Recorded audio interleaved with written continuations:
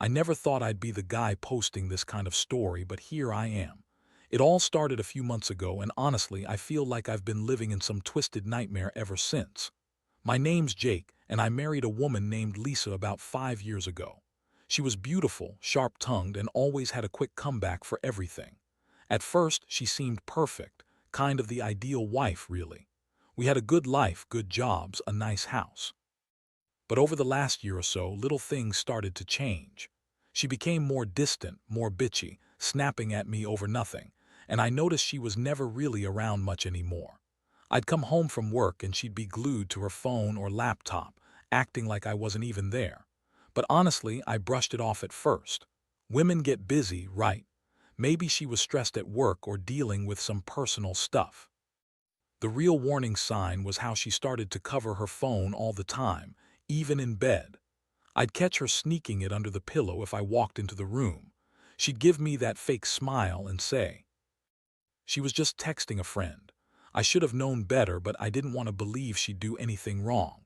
Then about 2 weeks ago, everything blew up. It was horrible timing. My mom had just passed away unexpectedly, and I was grieving like hell. I was at the funeral trying to hold it all together, and Lisa was acting weird. She kept getting calls, sneaking off into the bathroom, and I saw her texting feverishly. I was distracted, of course, but I kept noticing her phone buzzing nonstop. I was devastated about losing my mom, and here she was, acting strange during what should have been the worst day of my life. It felt like a punch in the gut. Then came the moment I really caught her. I was sitting in the pew, trying to focus on my mom's casket, when I saw her phone vibrate again. Out of instinct, I looked over her shoulder. Her messages were open. She was texting someone named Mark, and the way she was talking, it wasn't just friendly. There were mentions of meeting up, sexting, plans to spend the night, even a few explicit comments. My stomach dropped to my feet. I stared at the screen, unable to believe what I was seeing. My wife, the woman I loved, was cheating on me with my best friend, Mark. That bastard. I couldn't even breathe, just stared in shock. I wanted to scream, cry, punch something, but I just sat there frozen. I felt like I'd been punched in the chest, like everything I believed in had shattered. I looked around nervously to see if she noticed me looking. She didn't. She was too busy pretending to be devastated at the funeral. But I saw enough. That message thread told me everything I needed to know. She'd been sneaking around behind my back for months, and Mark knew exactly what he was doing. I felt betrayed, humiliated, and furious all at once. And what made it worse, she's the one who told me to trust her, that I was crazy for doubting her. Yeah, right. Now I know the truth. I've been blind, fooling myself that she loved me.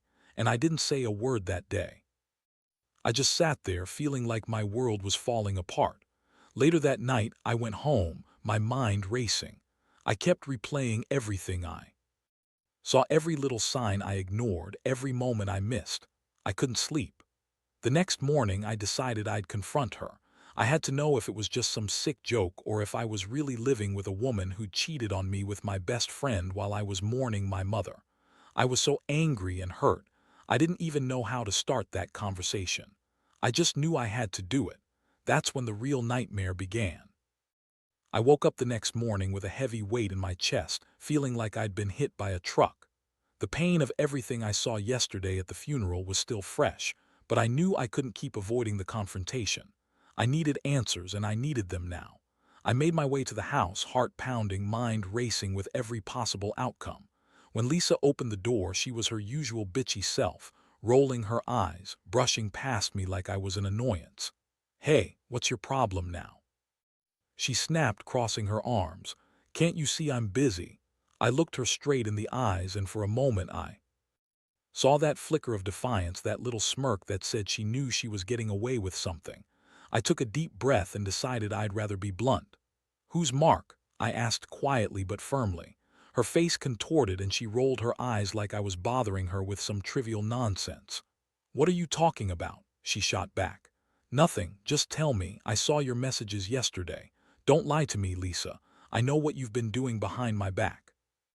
She scoffed, then shook her head with an exaggerated sigh. "Oh, please, you're overreacting. It's just a stupid flirt, nothing serious. You're so paranoid." I kept my face cold.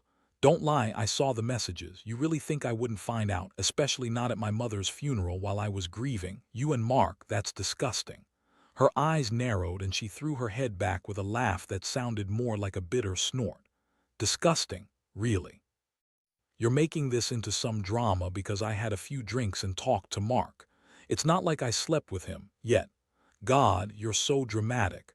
You think I'm some cheater, but I'm not, you're just insecure.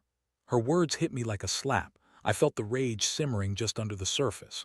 No, you're the one who's cheating. You've been sneaking around for months. I saw the messages. I saw what you said about meeting up about sex, I said, my voice trembling with anger. During my mother's funeral, Lisa, while I was crying for her, you and Mark were lying to my face. How could you do that to me? She rolled her eyes again, scoffing. Oh, please. I was just talking to Mark. We're friends, that's all. No big deal. You're blowing this way out of proportion. I couldn't take it anymore. I pushed her hard enough that she stumbled back a step. Stop lying. I don't want to hear your bullshit excuses. You're a liar and a cheat. I want a divorce. Her face twisted into a sneer. Fine. If you want to play the victim, go ahead, but you'll regret this. Mark and I were just having fun. It's not like you're some perfect husband. You're distant, boring, and honestly, I've been thinking about leaving you for a while. Now, that last part was like a punch to the gut. I felt like I'd been slapped with a cold bucket of water. I stormed out of the house that day, feeling numb and broken. I couldn't believe she'd lie to my face like that she'd call me boring like I was just some obstacle in her life. I felt so betrayed, so humiliated. But part of me also knew I had to think clearly about what to do next. I couldn't just lash out and destroy everything. I needed a plan. I'd always been a decent guy, maybe too trusting, but this was different. This was the kind of betrayal that changes everything. Over the next few days, I kept replaying everything in my head. Every little snide comment she made, every lie, every sneaky glance at her phone. I started noticing even more signs she'd been cheating. Late nights, secret texts, her phone always on silent, her abrupt mood swings. It was clear she'd been hiding something for a long time. And Mark. I couldn't believe my best friend turned out to be a damn snake. I had trusted him. We shared everything. And now, I found out he'd been sleeping with my wife behind my back while I was grieving my mother. I knew I couldn't stay quiet much longer. I had to decide whether I was going to fight for this marriage or cut my losses and walk away. But one thing was certain, this wasn't just a betrayal. It was a gut punch I'd never recover from easily. Sometimes I wonder how I got here. I always thought I was a good guy, the kind who deserved loyalty, not some sick game of betrayal. The thought of her lying to me, cheating on me with my best friend while I was at my lowest point, I don't think I'll ever truly forget that. After that confrontation, I felt like I was walking around in a fog. My mind kept spinning, trying to process everything at once. I couldn't believe she had the nerve to deny everything, act like it was all just some misunderstanding. That bitch had been lying to my face for months. I started noticing little things. Her phone going off at odd hours, her quick excuses when I asked what she was doing, how she suddenly had all these new clothes and makeup, even though we were supposed to be tightening our belts. It was like she was preparing for her escape, and I was just too blind or too stupid to see it. I decided I'd had enough. I couldn't live like that, not with her sneering and calling me boring, like I was some obstacle to her happiness. I needed proof, real evidence to make her admit what she was doing. So I started secretly monitoring her, installing a simple app on her phone, nothing invasive, just enough to know if she was up to something. I didn't want to be the crazy guy spying, but I was desperate. I needed to catch her in the act, or at least have undeniable proof. I caught her slipping up a few times, getting anxious when I'd mention her phone, or suddenly being too busy to talk. But I didn't want to jump to conclusions until I had everything. Meanwhile, I was trying to keep it together at work, but every minute of the day felt like walking on a razor's edge. I was angry, hurt, humiliated. How could she do this to me, to us? I kept thinking about the promises we made, about the times I trusted her completely. And now I was just some fool who got played like a damn fool. I'd always believed she loved me, that I was enough. Turns out I was just convenient. One night I came home early from work, planning to catch her in the act.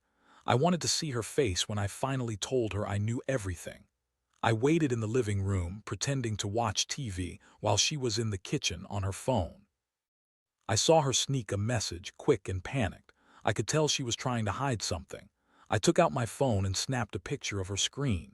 Just enough to see she was chatting with Mark again, talking about meeting tonight. That was the final proof I needed. I didn't confront her right away. Instead, I sat there in silence, watching her from the corner of the room. When she finally noticed I wasn't watching the TV anymore, she froze, her face going pale.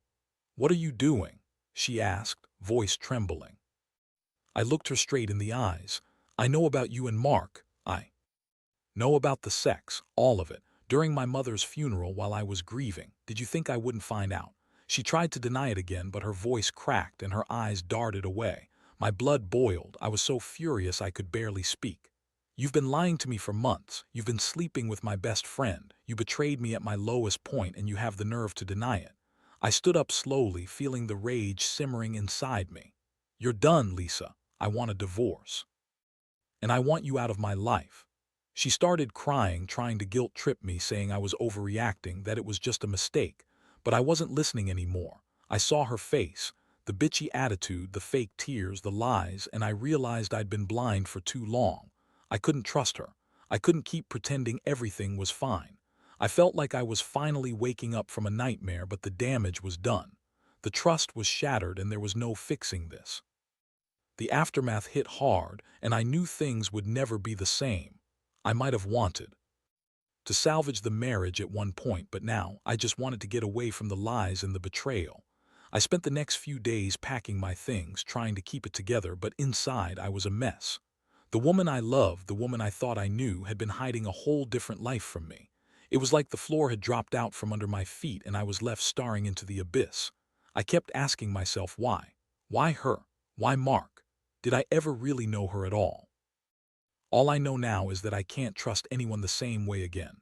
I thought I had the perfect marriage, the perfect life. Turns out I was just fooling myself. And the worst part, I still feel that aching emptiness, that sting of betrayal. I don't know what's worse, losing her or realizing I was so blind all along. But I do know this: I'm done pretending. I'm done being a fool. And I'll never forget what she did to me, or how easily she lied to my face when I needed her the most. The days that followed felt like being trapped in a nightmare I couldn't wake up from.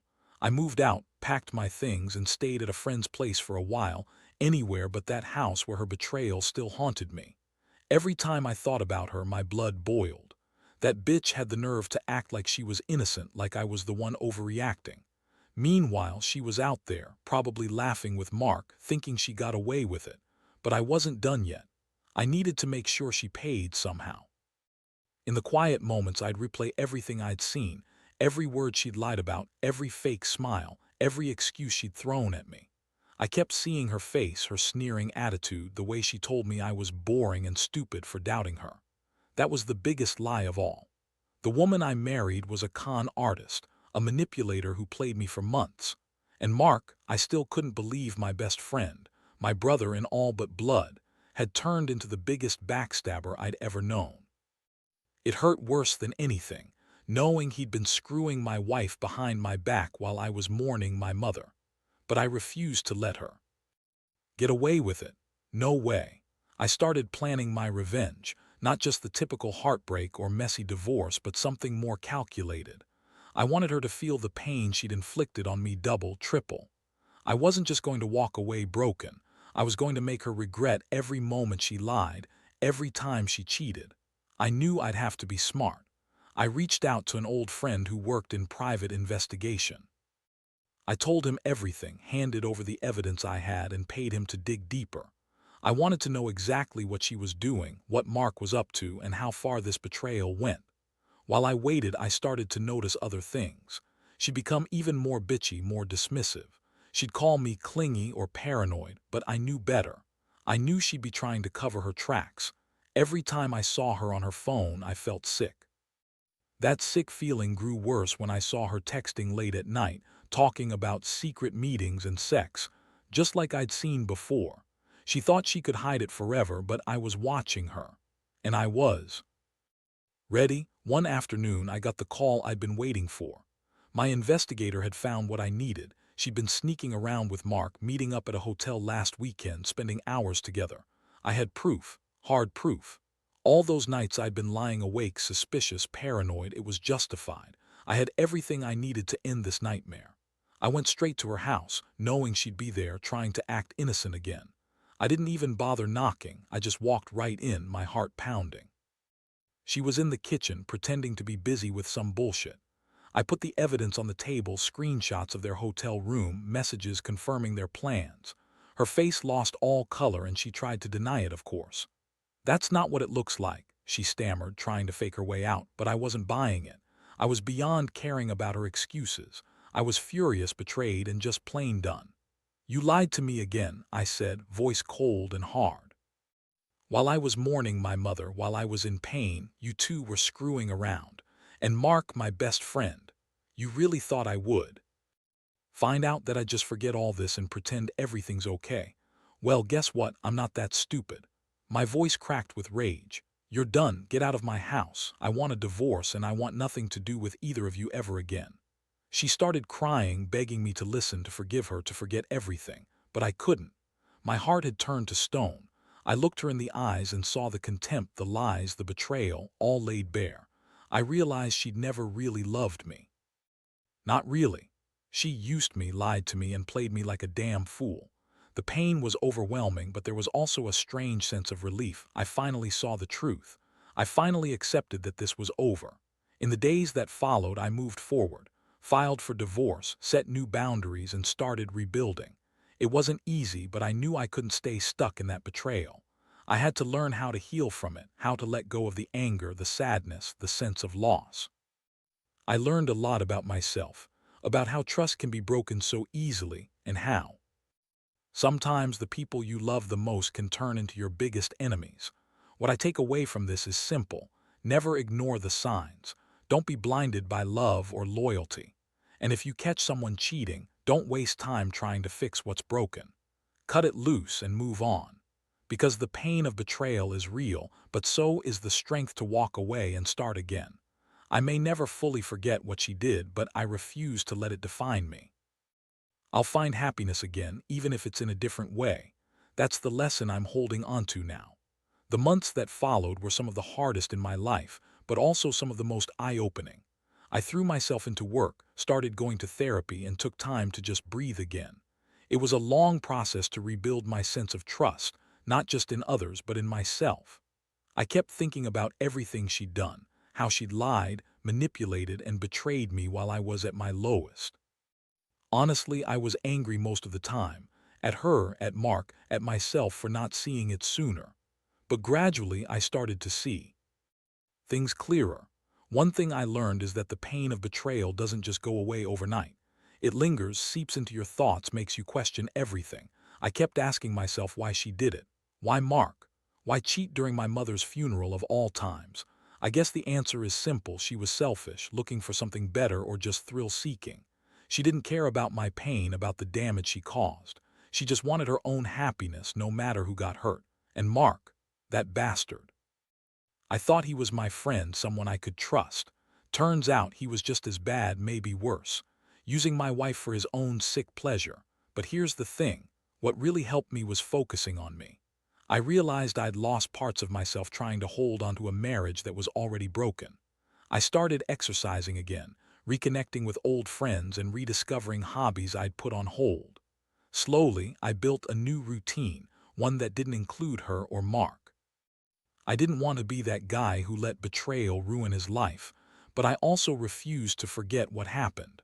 I learned to accept it, to let go of the anger and pain, not because I liked it, but because I had to. Holding on to it would only kill me from the inside. One big step I took was cutting off contact with her completely. No calls, no texts, no social media. I blocked her everywhere. I didn't want her to be part of my life anymore. That was the only way I could truly start healing. Every time I saw her name or her face, I'd feel that old anger rising up again. So I made a choice: no more. I even started dating again, cautiously but with honest intentions. I wanted someone who'd treat me right, who valued loyalty and trust. and I realized I deserved that. Looking back, I think the biggest lesson I learned is that betrayal doesn't just break your heart, it shatters your trust in everything. But over time, you can rebuild that trust, just not with the person who shattered it. You do it by trusting yourself, by recognizing your worth, and by refusing to settle for anything less than honesty and respect. I'd be lying if I said I'm fully healed, but I am healing. I'm slowly putting the pieces back together. And I know deep down that I'll come out of this stronger. Maybe not the same guy I was before, but better, wiser, and more cautious about who I let into my life. Now, I tell anyone who's been betrayed, don't be afraid to walk away. Don't stay just because you're scared of being alone or because you think you can fix things. Sometimes, walking away is the bravest thing you can do. Because in the end, you can't control what others do, only how you respond. And I choose to respond by moving forward, no matter how much it hurts. I'm still healing, still learning, but I know one thing for sure. I won't let her or Mark define my future. I deserve better. Everyone does. And I believe I'll find it again eventually. Looking back now, I realize that the betrayal opened my eyes in ways I never expected. It was a brutal lesson in trust, in how easily the people you care about can turn into enemies without warning. But it also taught me something else, how resilient I am. I thought I was just a regular guy, someone who played by the rules and believed in loyalty, but I found out I had a strength I never knew I possessed. The kind of strength that lets you walk away from something toxic, something that poisons your soul and still stand tall. My divorce finalized a few months ago, and I finally feel like I can breathe again. It's not that I've forgotten what she did or that I forgive her, far from it. I carry the scars, but I also carry a newfound sense of independence. I learned to value myself more, to set boundaries, and to never ignore the warning signs again. The pain was intense, and I won't pretend it's easy to move past, but I am moving forward, without her, without Mark, without that dark cloud hanging over me. What I want to share now is this. If you're going through something similar, know that you're not alone. Betrayal cuts deep, but it doesn't have to destroy you. It can serve as a wake-up call, a reminder that your happiness and self-worth come first. Cut out the toxicity, surround yourself with people who genuinely care, and don't be afraid to start over. Sometimes, losing everything is the only way to find yourself again. I've realized that the greatest revenge isn't some elaborate scheme or pain inflicted in return. It's simply living your life better than before. It's about learning from your pain, growing stronger, and proving that even after being betrayed, you can still find happiness.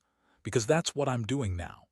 I'm rebuilding my life piece by piece, stronger and more cautious than ever. And I hope anyone reading this who's been betrayed or hurt understands one thing. Your pain is real, but so is your strength. Trust takes time to rebuild, and sometimes the only way to heal is to let go of what caused the wound in the first place. I won't forget what happened, but I refuse to let it define me. I'll keep moving forward, wary but hopeful, knowing I deserve better. And someday I believe I'll find it.